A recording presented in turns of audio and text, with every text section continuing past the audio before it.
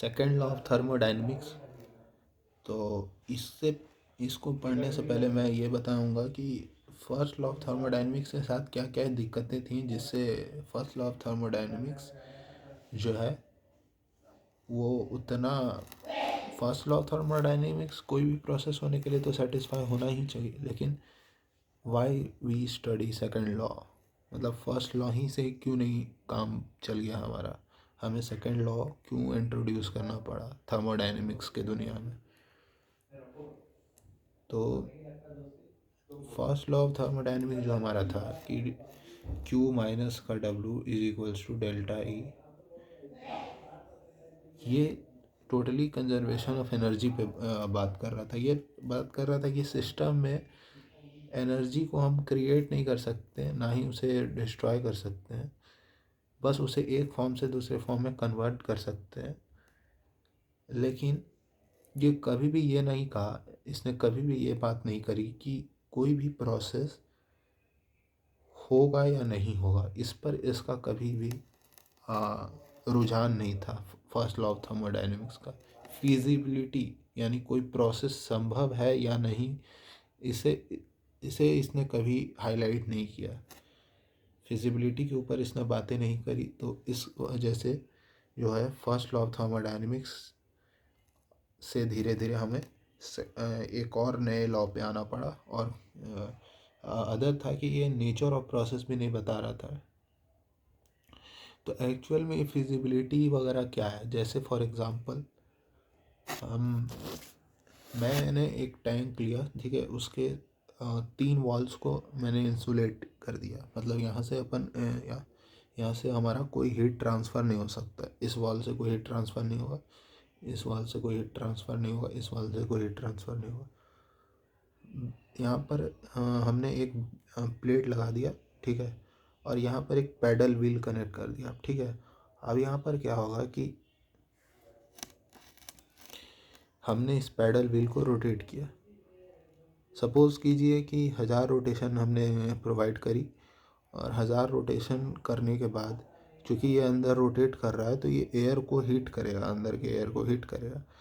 तो कुछ अंदर का एयर हीट होगा। तो ये जो हमने बोला था कि ये 3 वॉल्स को हमने इंसुलेट किया है, लेकिन ये वाले को नहीं इंसुलेट किया है। तो ये जो बेस प्लेट है, ये हीटिंग की वजह से इसका टेम्परेचर अगर कुछ था, अभी मान लेते हैं 25 डिग्री सेल्सियस था, तो ये 5 डिग्री सेल्सियस में टेम्परेचर राइज हुआ, ठीक है। इतना टेम्परेचर बढ़ा बेस प्लेट का। क्यों बढ़ा? क्योंकि ये स्टीरर रोटेट किया तो अंदर का टेम्परेचर गर्म हुआ, तो ये हीट ट्रांसफ़र अब वॉल से तो नहीं हो सकता, अब डायरेक्ट इस प्लेट से होगा, तो इस प्लेट का भी टेम्परेचर बढ़ा। अगर हम इसी प्रोसेस को उल्टे तरीके से कराएं कि अगर हम इस बेस प्लेट को 5 डिग्री सेल्सियस से हीट कर देते हैं और तीनों वॉल्स को इंसुलेट कर देते हैं, तो क्या ये स्टीरर 1000 रोटेशंस देगा? जो 1000 रोटेशन देने पर यहाँ पे 5 डिग्री सेल्सियस में राइज हो रहा था, अब क्या हम इस बेस प्लेट को 5 डिग्री सेल्सियस दे करके 1000 रोटेशन ले सकते हैं? तो ऐसा नहीं हुआ। तो यही था प्रोसेस की फिजिबिलिटी के बारे में, मतलब ये प्रोसेस फिजिबल नहीं हुआ, ये प्रोसेस नहीं कर पाए हम। क्यों नहीं कर पाए? क्योंकि यहाँ पर अगर हम डेल्टा एस यूनिवर्स निकालें इस प्रोसेस के लिए तो वो नेगेटिव आ जाएगा।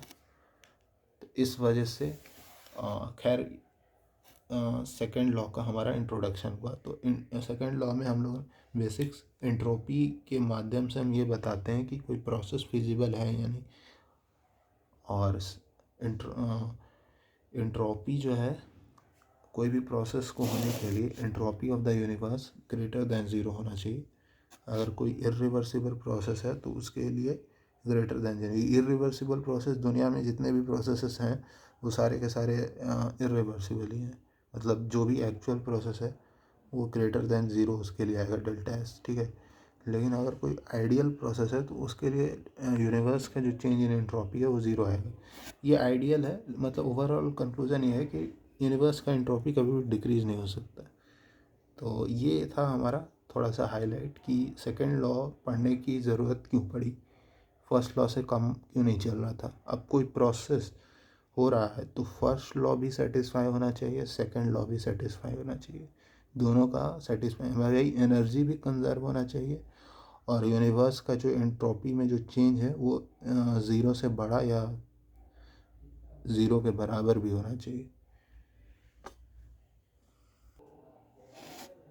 दूसरा हमारा यहाँ पे जो रीज़न है सेकंड लॉ ऑफ थर्मोडायनेमिक्स को पढ़ने का वो है कि भाई फर्स्ट लॉ ऑफ थर्मोडायनेमिक्स को क्वांटिटेटिव लॉ भी कहा जाता है। कि फर्स्ट लॉ जो है, जैसे फॉर एग्जांपल अगर लेमैन भाषा में बात करें तो अगर 4 बॉटल है, ठीक है,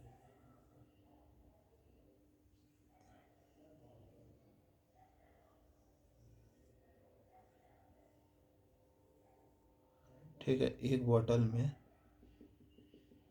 1 लीटर पानी है, ठीक है, दूसरे बॉटल में 1 लीटर सॉल्ट वाटर है,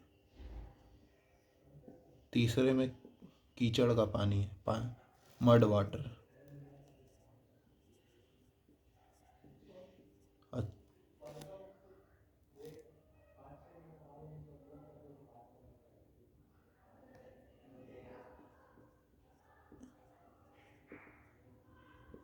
और चौथे में शराब है 1 लीटर, 1 लीटर।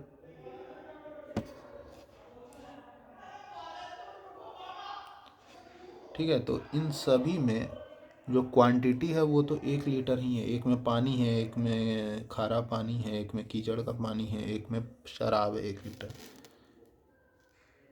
ठीक है, तो फर्स्ट लॉ के हिसाब से ये सारा इक्वल है, ठीक है, क्योंकि क्वांटिटी तो सब में 1 लीटर ही है। तो यहाँ से फर्स्ट लॉ थर्मोडायनेमिक्स ने सिर्फ क्वांटिटी पे बात करी, इसने कभी भी क्वालिटी पे डील नहीं किया कि भाई इसमें 1 लीटर पानी है, इसमें 1 लीटर सॉल्ट वाटर है, 1 लीटर पानी को हम पी सकते हैं, सॉल्टेड वाटर को भी पी सकते हैं थोड़ा बहुत, मड वाटर को कैसे पिएंगे भाई, और ये जो हमारा शराब है इसे पिएंगे तो पी तो सकते ही हैं लेकिन इफ़ेक्ट अलग अलग होगा। पानी पीने में जो इफ़ेक्ट होगा और शराब पीने में जो इफ़ेक्ट होगा वो बराबर नहीं होगा। तो क्वालिटी पे बात कर किया इसने। और पीने के लिए तो मड वाटर भी पी सकते हैं, उसके बाद जो होगा वो बात का बात है, उसके बाद जो होगा वो देखा जाएगा, वो अलग बात है। तो जो हमारा फर्स्ट लॉ ऑफ थर्मोडायनेमिक्स था वो इसने इस पर बात किया है कि क्वांटिटी पे बात किया है। भाई एक में तुम कुछ भी ले लो, ultimately all are same because the quantity is same for all the 4 bottles, that is 1 liter। इसको अगर अपन इस भाषा में थोड़ा सा टेक्निकल लैंग्वेज में बात करें तो ये बता रहा है कि जैसे एक 1200 केल्विन का अगर थर्मल एनर्जी रिजर्वायर है, एक सपोज करो कि एक 750 केल्विन का थर्मल एनर्जी रिजर्वायर है और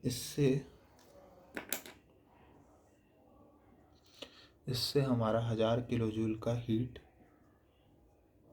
डिसिपेट हो रहा है, इससे भी हमारा 1000 किलो जूल का हीट डिसिपेट हो रहा है।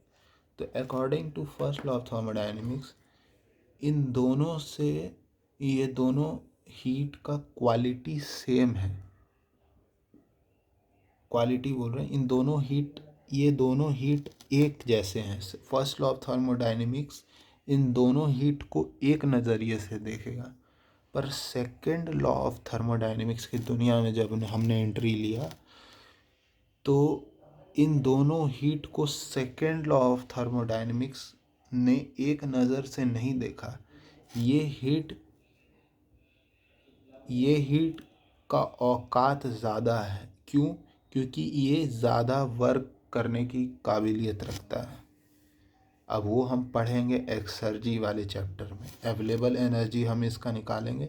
ये जो 1000 किलो जूल का जो हीट है जो 1200 केल्विन के रिजर्वायर से डिसिपेट हो रहा है, इसके पास वर्क करने का मोर मैक्सिमम पॉसिबल यूज़फुल वर्क, मतलब ये हाई क्वालिटी का वर्क है, मतलब हाई क्वालिटी है, इसकी क्वालिटी हाई है, इससे हम लोग ज़्यादा वर्क ले सकते हैं, ऐसे समझ लो। डिटेल इसका हम एक्सर्जी वाले चैप्टर में देखेंगे। एक्सर्जी क्या होता है, अवेलेबल एनर्जी, वो खैर बाद में बात करेंगे। तो ये लो क्वालिटी है, ठीक है, इससे कम वर्क ले सकते हैं। तो ये था हमारा फर्स्ट लॉ ऑफ थर्मोडायनेमिक्स। क्यों एक उसका एक लिमिटेशंस था और सेकंड लॉ क्यों पढ़ने की ज़रूरत पड़ी, तो ये था